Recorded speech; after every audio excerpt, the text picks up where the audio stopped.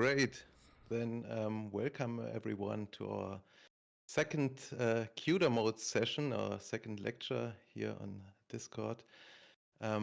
Today I want to do a little recap of the first 3 chapters of the Programming Massively Parallel Processors book, which we use for our reading group here as the main book we read.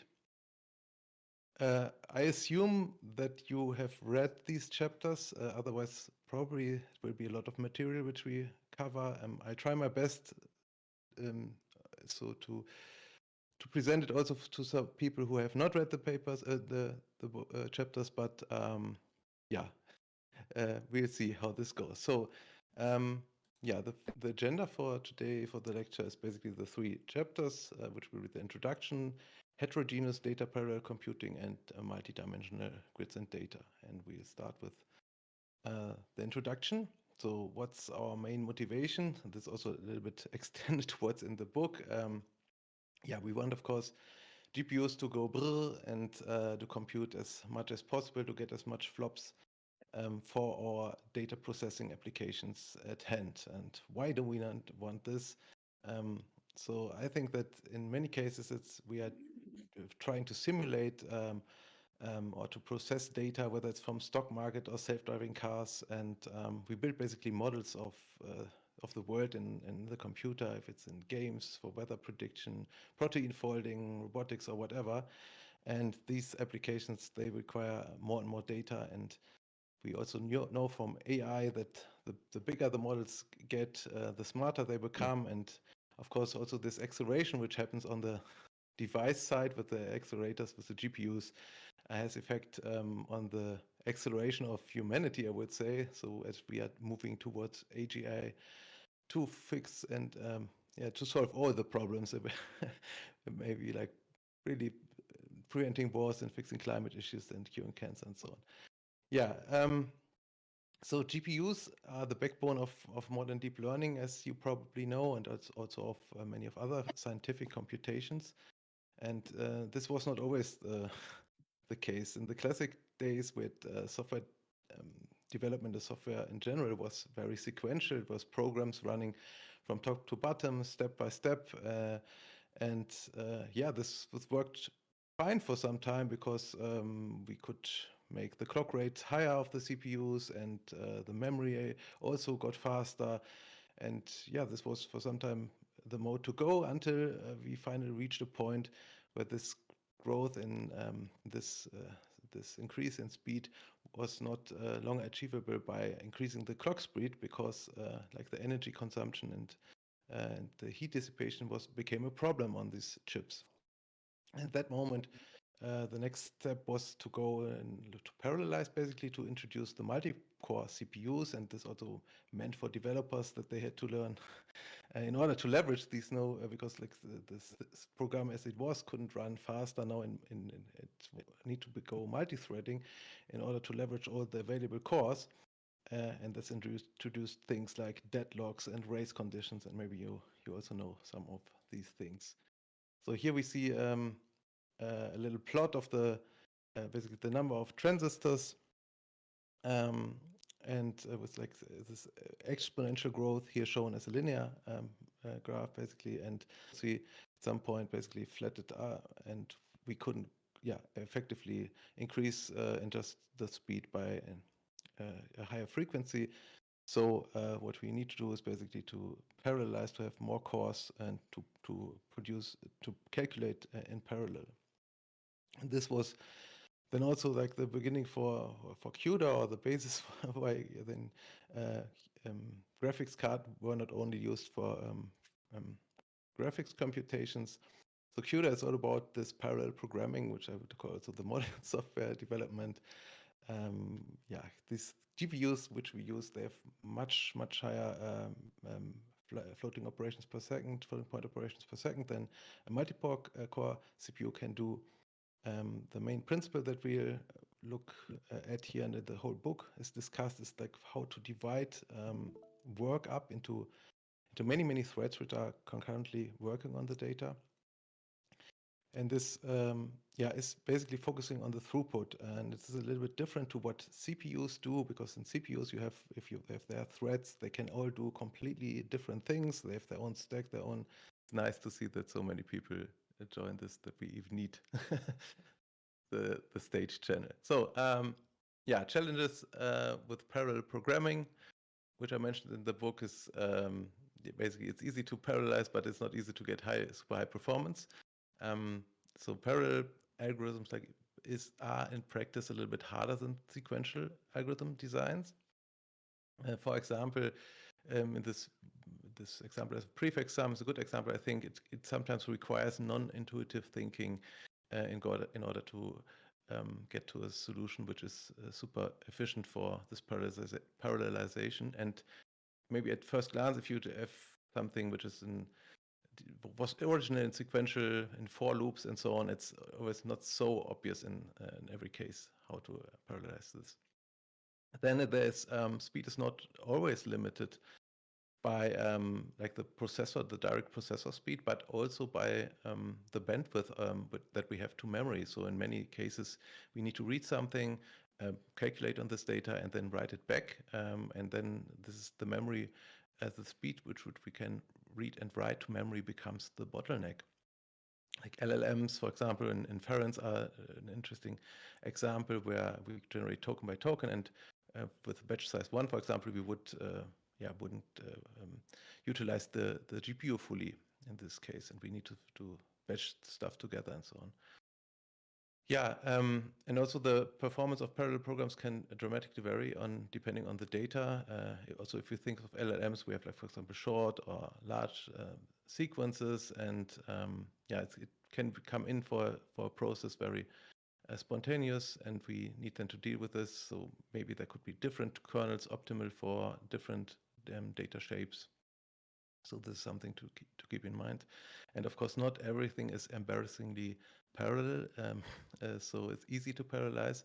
If there's dependencies in data during the computation, we probably need synchronization, and this imposes overheads. Like we need to wait for things to complete. The main goals of the PMPP book are basically to teach everybody parallel programming and also computational thinking, and to do this also in the correct and reliable form. That means, for example, debugging the functionality, but also debugging the performance layer, so understanding why things are fast or slow, and what to do about it. And about scalability, of course, that means how to organize our memory and to basically give the reader some background or some information which also makes them future-proof for the next generation of devices, because these things likely will stay the same. So it in general aims to build up a foundation for parallel programming, and takes here GPUs as the learning vehicle, but they also mention that these techniques apply to other accelerators like FPGAs or maybe like network cards or other things which also have accelerators built in.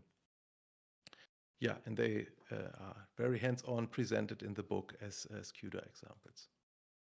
So then let's now get to the second chapter, which is the heterogeneous data parallel computing chapter. So heterogeneous in the book here means that we have data like compute on CPU in tandem with the GPU. So both work basically together. And the main paradigm that is advocated here is data parallelism, which means that we need to somehow break down like computations, work into computations which can be executed independently. So this independence will come up as a pattern again and again, and is the basis for this parallelization. So two examples are shown in the book. The first is which is very common for this is like the vector addition, and they have a nicer version, which is they present a kernel to convert an RGB image to grayscale. This is also, as you can imagine, a very independent thing, because every pixel value can be computed individually. So for each RGB, like red, green, blue pixel, we compute the luminance value, the intensity basically of this with a simple weighted sum formula, and can then produce this step in step. If we look at this, how internally the like dependencies are, how the output is. We see here the input array and at the top with all these RGB elements in this image, and those for each of these RGB pixels we compute then one intensity value, and we see all these are nicely independent of each other and can be computed in any order and have no dependency on each other.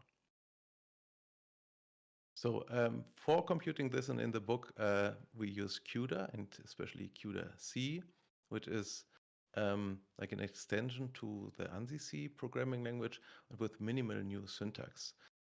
First of all, I think we need to remember that this new terminology. When we speak of the CPU and CPU memory, we always speak of host, and the GPU is here in this case always the device.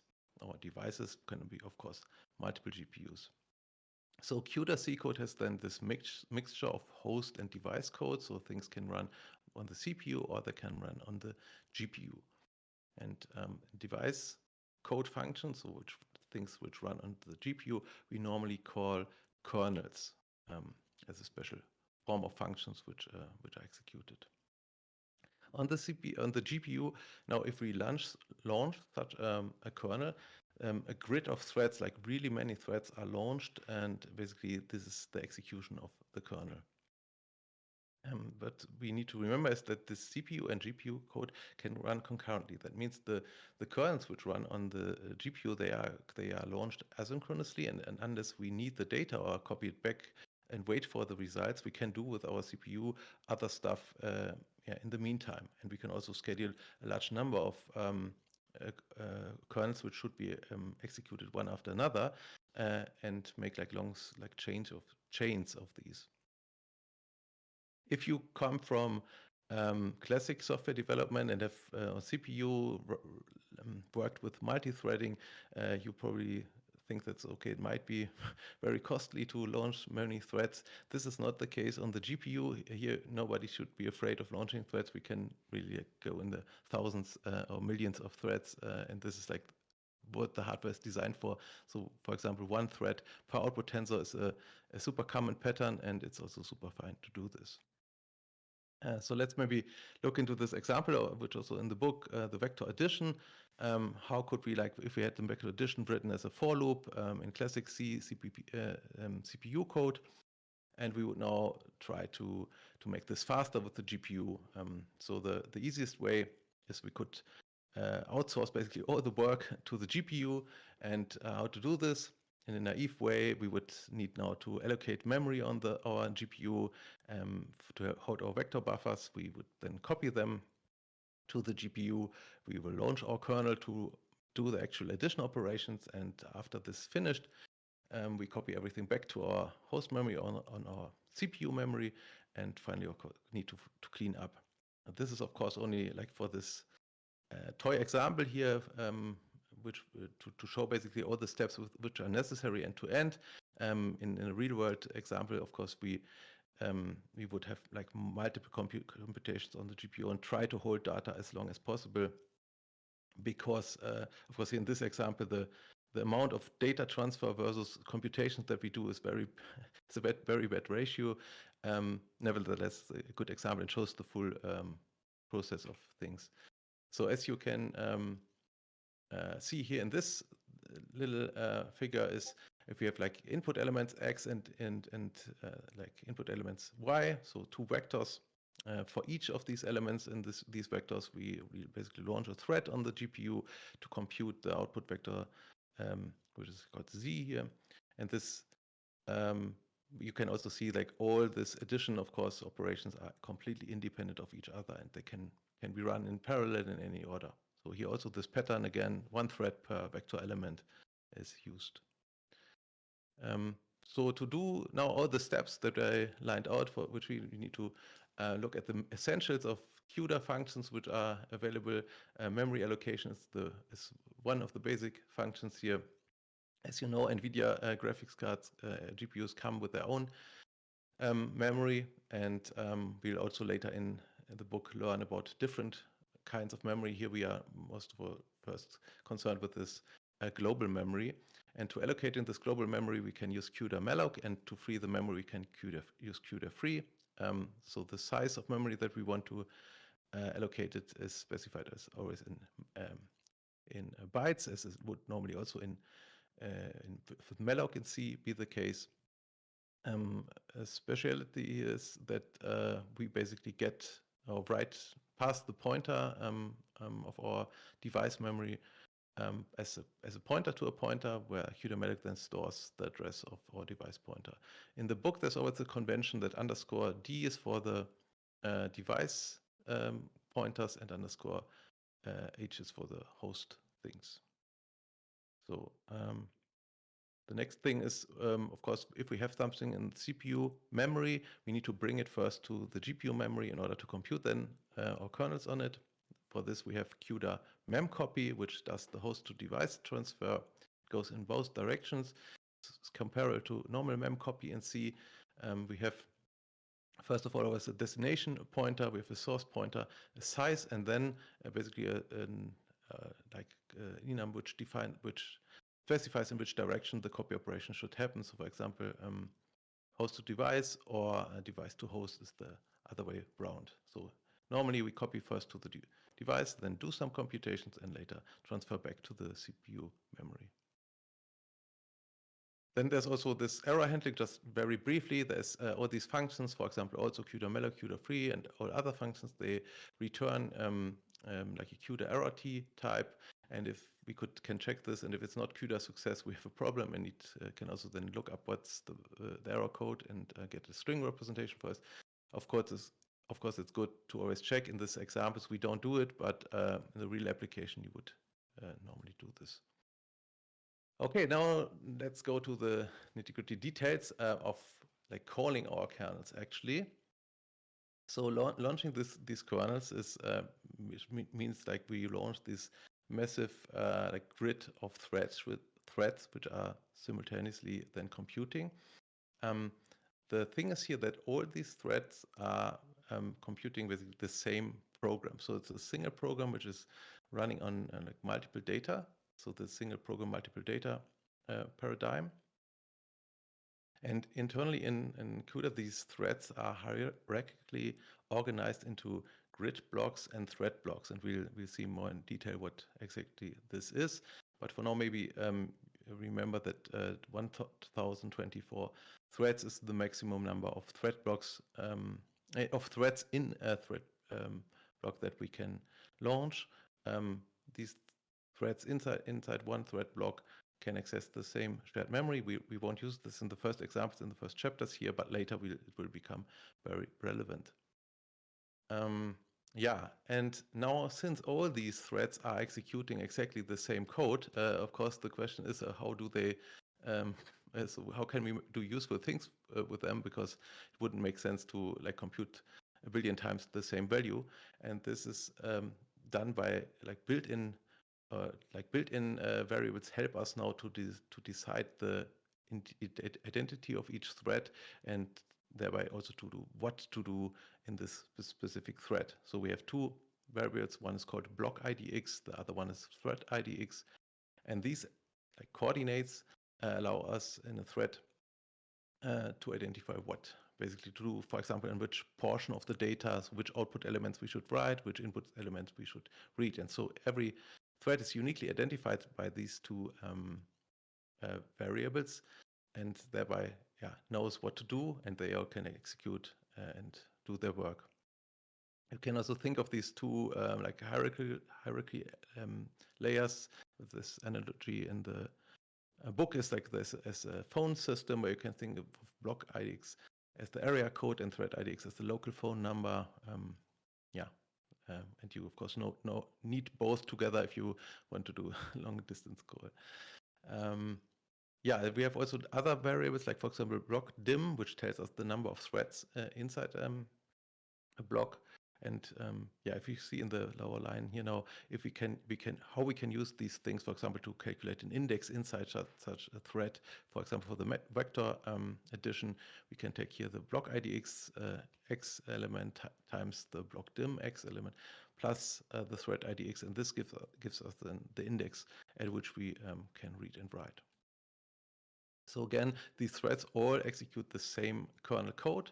And you see here, basically we have this I index, and depending on which block we are and which thread we are, we can now get this index, and we will then definitely, of course, calculate it a little bit different result depending on which element, which index we read and where we write.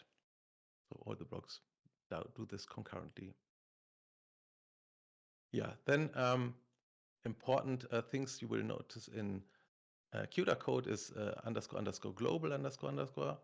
These things, and also the same for host, show you basically the compiler where this function should live. So the kernel, for example, always has to be declared with the global specifier, which then means that this function will launch a new grid of CUDA threads. There's also something called device, or like similar thing for device, which can be called from inside kernels as functions, but it doesn't launch a new CUDA thread, and it's only accessible from within kernels. And there's also some basically host, which is the default variable which you normally don't have to specify. But if you want to have a function which is both callable from within CPU code and device code, you can make it a host and can define both specifiers in the declaration of the function, and then you basically get two versions which are compiled, one for the CPU and one for the GPU. Okay, and now let's look together here at what's this vector addition example. How does it look? Here again, the strategy is replace loops by grid of threads. And yeah, one thing we need to be aware of is, since during kernel launch, we specify the number of blocks and the number of grids. This may not always be like completely aligned with the actual data size. So the actual data size may not divisible directly by the block sizes. So we need to check bounds here, which is, for example, done here in line 6 of this kernel, where we test if the computed index is like inside the bounds of our allocated data, and only if this is the case, we do basically the write operation. So some elements, some threads of our total thread grid which is launched will not do their work because they just are not, they would be outside the data structure. We'll see this also later a little bit with another nice example. So in calling this kernels, you will notice this 3 times less and greater things inside your code, which are passed before. They are basically not structures for normal C, but are now CUDA specific things for launching kernels. And between these two markers, basically you can specify the parameters for the kernel launch, which is mainly the number of blocks that should be launched and the number of threads in each block. Yeah, we will later also see additional parameters like shared memory size and CUDA streams, but they are optional, and yeah, for now we can basically ignore them. So for example, the vector addition kernel, if we have a vector with n elements, yeah, we now can compute the number of blocks. We can here, for example, as a constant, say that we use 256 threads, and then in order to get the number of blocks, we use this basically ceiling division simply to find the number of blocks so that we have enough blocks to cover the whole the whole vectors space of the vectors. And of course we need the total number of like threads which is launched is in like at least the number of elements that we have. It can be also a bit larger, as we saw. Then we need to take care of these boundary conditions. Now to the compiler, and yeah, with this CUDA code always normally goes through the NVCC, the NVIDIA C compiler, which is used to compile the kernels into PTX code. PTX stands for Parallel Thread Execution, which is the low-level virtual machine and instruction set. So normally there's like an assembler form or in text form generated, which is stored compressed, as we found out recently, inside these intermediate files. And the during, like, for the recomputation, then the graphics driver jits this basically into executable binary code, which is executed actually on the GPU. It also can be device specific. Okay, now let's look a little bit into the final chapter here, which we for today, which is this multidimensional grids and data. So there we could look a little bit closer at this blocks and threads. So again, CUDA grids, which we launched, have this two-level hierarchy of blocks and threads. The general idea behind these things is that we can map multidimensional data structures to threads. So that if you have, like, for example, an image which is two-dimensional, so that we can easily process this inside the kernel. With these, basically inside one block, also mentioned this, they can all access the same shared memory. And there's a total maximum of 1024 threads. These block and threads are represented internally by this built-in variables called block IDX and thread IDX, which identify the portion of the data to process. And we get also additional variables for the shape. Again, here mentioned, like, grid dim is the number of blocks in the grid, and block dim is the number of threads in a block. Grid dim is not so often used, but block dim comes up more frequently in order to calculate indices normally. So here a little like figure about showing things going on. So we see here two kernels. We can ignore this kernel 2. It's only should illustrate that multiple kernels can be launched on the device. So if you look only on kernel 1, this kernel 1 wants this grid of different blocks. And we see these blocks have here these coordinates. For example, here 2D coordinates. The first one has 0, 0, and so on. And each of these blocks then internally has, again, threads, and these threads also have coordinates. So here is shown a 3D thread structure. So basically with this cube structure, as you can imagine it internally. And for each of these blocks, this cube structure is executed. And in order to get the full identity, we take the thread IDX and the block IDX and can then calculate which thread we are, and thereby also, like, use this as information to access data. Yeah, important to notice that this grid can be different for each kernel launch. So it's normally also dependent on the data shape. And we can also a little bit decide for performance reasons to how large the blocks should be and so on. It depends, like, on cache usage and multiple other things.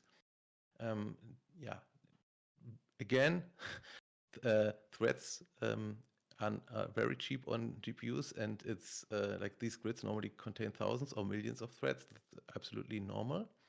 And a strategy that we often see is that one thread calculates one output element, and this can, for example, be a thread which emits a pixel or one tensor element as an output.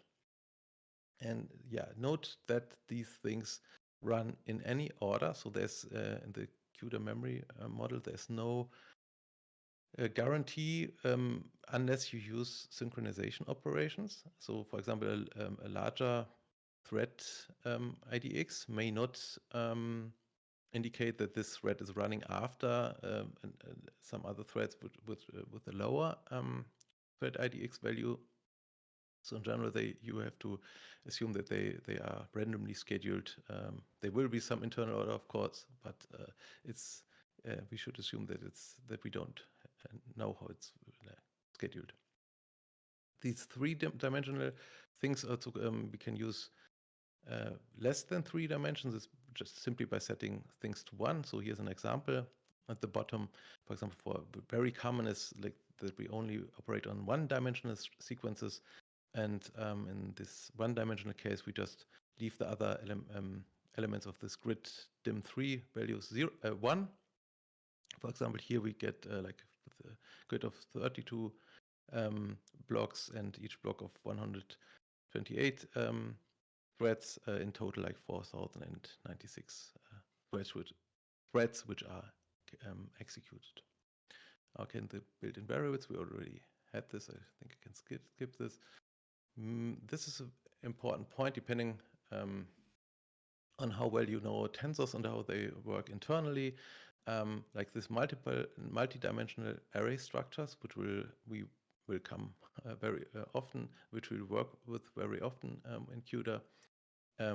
They have a certain layout in memory, and normal memory is always like a flat 1D structure, and we have logically then in some other shapes, for example, two-dimensional matrices or higher dimensional tensors. And these here's a nice example where we see this metric structure. So each of these numbers here represents, first of all, is it the row, and is the first coordinate, and the second one is the column.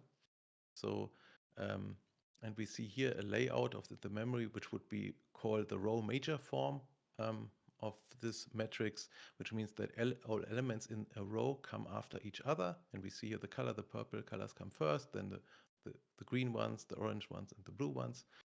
And this is not only this is the very common and also in CUDA the standard form of representing memory, but it's not the only form. We can also have like column major, for example, for the two-dimensional matrices, which also used, I think, in Fortran, where if you look at the memory A, B, C, D, E, F, G, and so on, would be linearly in memory. Here, logically in the matrix, it would be like represent the columns, and elements in the column would follow on each other.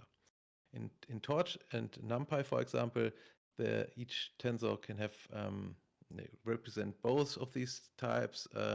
It's like internally defined by the strides, which define basically how far you have to go in this dimension to the next next element of this dimension. For example, here in order to get to the next row, it would be 4 elements, and after 4 elements, you would always end up in the next row. So here the stride for the row would be 4 in this case. Then they have 2 examples, very nice, which I also coded and added to a repository for the lecture today. The one is image blur example, which is calculating a mean filter over the image. So for each pixel, it looks at the surrounding elements in a certain radius and sums them all up and divides by the number of elements. So calculates the mean value of this pixel, which gives you this very simple and nice blur filter. Here also the strategy is that each thread operates on one output element. Here now new is that each thread also reads multiple values. So we have loops inside the kernel to do this. In the book, there's like for a single plane only the code. I've extended this for the multi-channel plane because it's very trivial. Just need to add one further variable for the other color channels. And yeah, it shows in the book the row major pixel memory access for input and output pointers. And you see that it tracks how many pixels and values are summed, and hence the boundary conditions. And that's also what I wanted to quickly show here. The boundary conditions. So if we take these radius 1 3x3 kernels for each element, they're basically 9 pixel values read, and then in the end, if it would be in the middle of the image, it would be divided by 9. But here we have, of course, also these boundary conditions. For example, the first pixel would read outside the image, which we can't do. So in reality, we only have 4 pixel values, and we need to divide this by 4, not by 9, as full pixels would do. So we need to take into account how many pixels we actually read and count this, and then do the division accordingly. Yeah, and here you see now there are, of course, different things. It can be like 4, or these have, for example, 6 elements which are inside the image. So depending on the situation, you get different boundary conditions. So this is just a screenshot I made from the kernel that I wrote now from inside Visual Studio Code. Yeah, you see this mean filter kernel. and gets first parameter as the output where it should write to, and an input of this image, width, height, and the radius. Yeah, and you basically can calculate the column and the row from block IDX and block dim and thread IDX. So we take the X values here for the column and the Y you use for the row. And we have, like with this, what I added, like a channel in on the image where we want to process in the thread IDX Z value. Oh no, I have this unhappy screenshot. Actually, I should show you directly in the code. Wait, sorry for this. So this, okay, here you see the mean filter. I hope you can see this. Yeah, so important is we have these values like the pixel value and the number of pixels which we count. So for each pixel now we go over this whole radius of minus plus things which should be computed. So we have this rectangular or this square area basically around the pixel, and of course we need then to look if these things are greater than 0 and smaller than the height, and also the same for the width. And we have, if this is the case, we can add it to the pixel value and also count this pixel. And later we will here then take the full accumulated value and divide it by the number of pixels which we have, and we can also of course now execute this here. So as input image, I have taken this Grace Hopper. This is like the input image, and it's I used here Python, PyTorch to compile the kernel and to basically load also the image with Torch Vision and convert it to CUDA, which helps me a little bit. Call then out the extension, this mean filter kernel, which we just saw, and write it back as a PNG image. And if you look now at the output, we see here the nicely blurred version. Could now also, for example, specify a different value for the radius, like let's set 1 instead of 8, for example. Recalculate this. I don't know. I hope it doesn't have to. And we see now it's much less blurred, but still, maybe I don't know if you can see this over the stream. Yeah. So like the different parameter for this. Okay, then back to presentation. Hello, mouse. I think we were here. And the last thing that's in the book in this chapter is the matrix multiplication. Of course, matrix multiplication is the staple of science and engineering, and also deep learning. The main modus, or the main thing that is done in matrix multiplications, is inner products of rows and columns of the source matrices, which become then, these inner products become the elements of the output matrix. And here in the book, there's also like simple strategy again shown, one thread per output matrix element.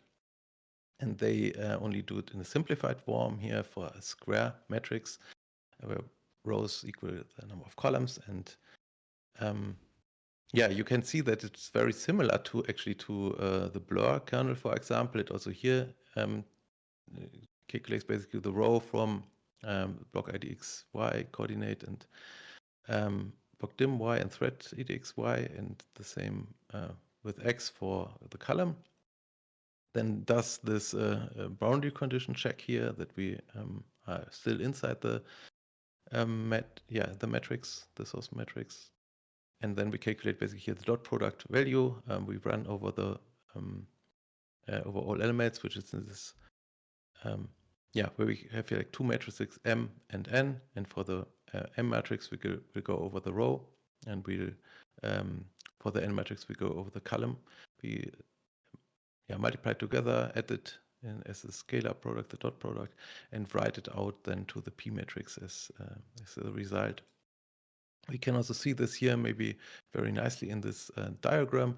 We see the P matrix is our output matrix, and we have like M and M. Like M is the left side on the matrix multiplier, and N the right. And here from M we read always rows, and from N we read columns. And each of the rows and columns becomes one element of P. the strategy, how the kernel is launched and how it's configured here is that is using this block tiling, which has, of course, the advantage that we have some data localities. That means all, for example, all elements here in this row of the target will all read the same elements from M. And that was the same also here for in the row would be the same from this column from N. And this is depending compared to a naive way, we would like go left to right. This has a better cache efficiency, of course. But in general, matrix multiplications are already some kind of beasts which can be super optimized, and different strategies can be implemented. And there's also tensor cores where we don't know, maybe we'll look at this in the future. So specific elements on CUDA GPUs which help us to do matrix multiplications faster. Okay, and this basically is all for today, which I wanted to recap for the 3 chapters. Maybe it's also something I wanted to look a little bit at the exercises here, at least for the let's look at the first ones to I don't know if you can see this. Let me make this larger. So these are the exercises of the second chapter, where we basically are asked to, okay, how to generate indices from these block IDX and thread IDX values, and what can we do for this. So yeah, I think we already, if you saw the stuff that we had, you will notice that in that we, for example, here can use for this vector addition thing, which is like the one-dimensional case. We take like the block IDX values and times the number of threads that we have in these blocks in the x direction, which is this block dim x, and again at then the thread IDX value to find the actual thread that we want to work on. Yeah. I don't know if you should go over all these things, or if somebody had problems with some of them. I think yeah. Here's, for example, now a question for if elements are processed in like 2 adjacent elements at a time, then we get also different combinations again here, and here it's but basically the same as we had above, just but now with times 2, which would be the correct solution here. Yeah. So this one, actually, the third one was irritating me when I saw it the first time. So we want to use each thread to calculate 2 elements of a vector addition.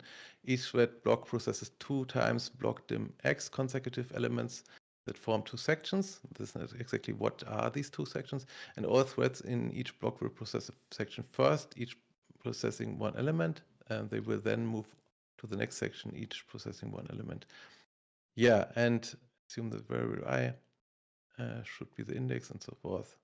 So here, I think the correct thing is this last one here, because basically we now have to specify or recreate the index for the first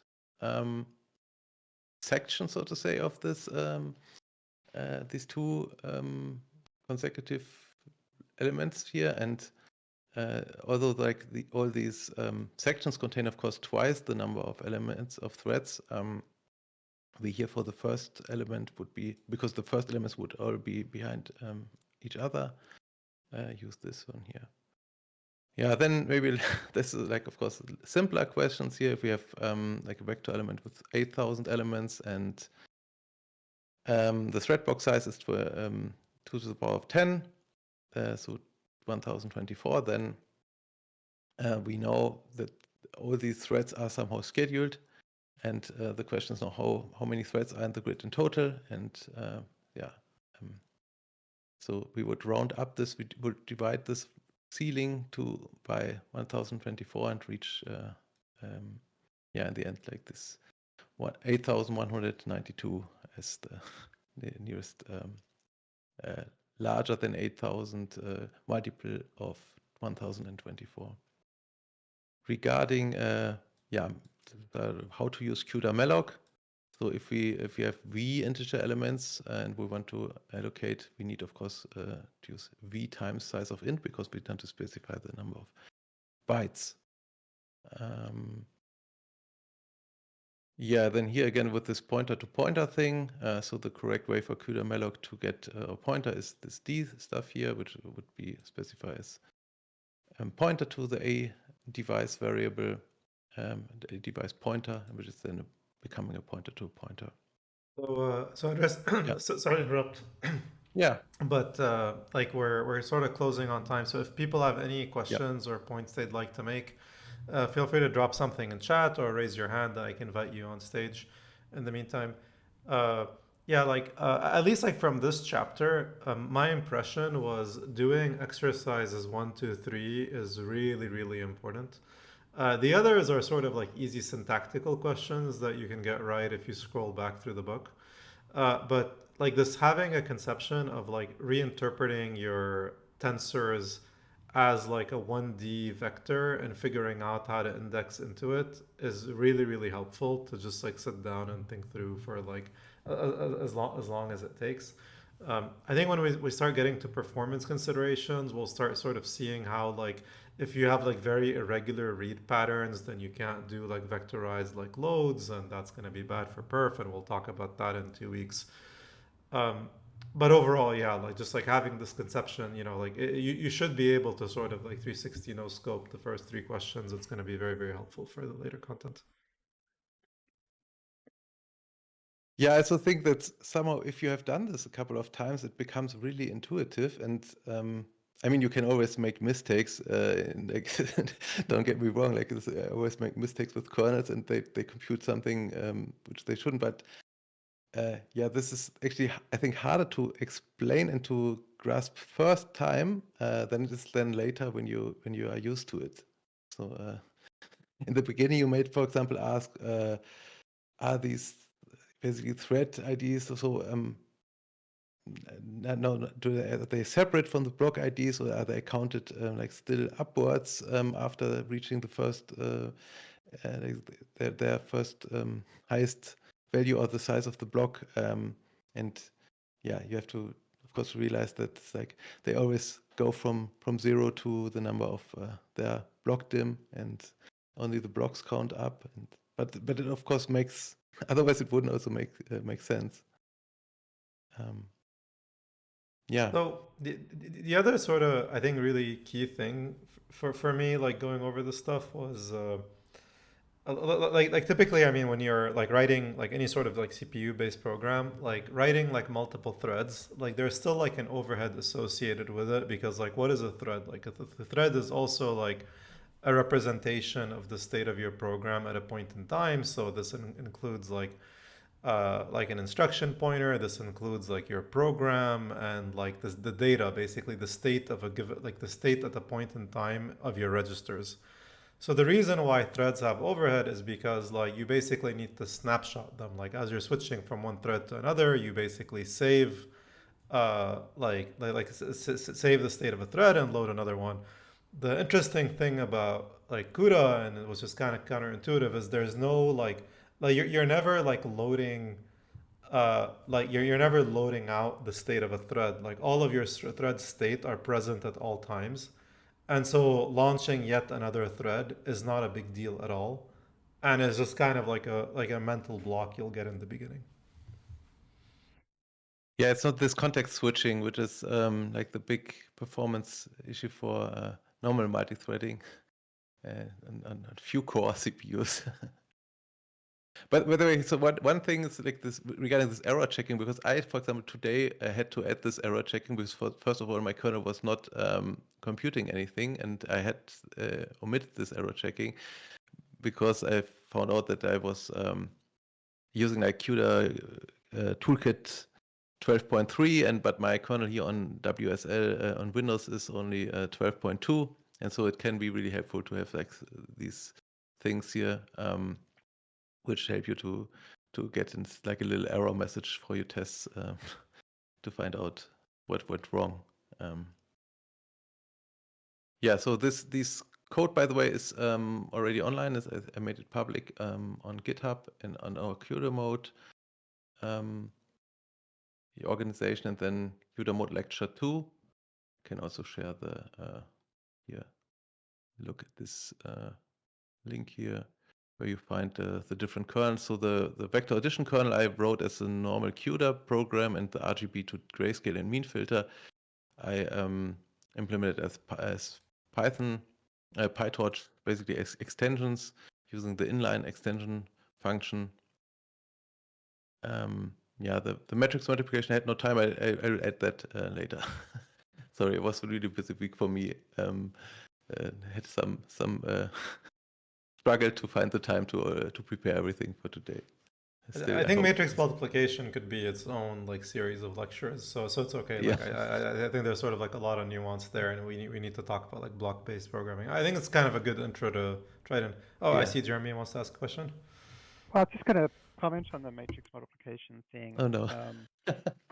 No, I thought it was really great today, but as Mark said, it is a really big topic, and I just wanted to see like this is a way to find out whether people would like to hear more about that, because I do actually have I don't know, probably 20, 25 minutes of material on that explaining, like I wrote kind of the equivalent of a kernel launcher, but in pure Python to show how it works. And then I kind of have a pure Python version of the kernel then you could step through if people would like to understand the matrix multiplication one in more detail. I'd be happy to do that like some other time or next week. So Jeremy, I know if you volunteer here for also presenting on, so we're always looking for people who want to show some relevant material on our CUDA mode sessions. So, and I think it would be super great to go more into detail of different ways. I think you won over chat already. People seem excited. Like if you're interested in doing it as soon as I will do a next little week. bit of that next time, but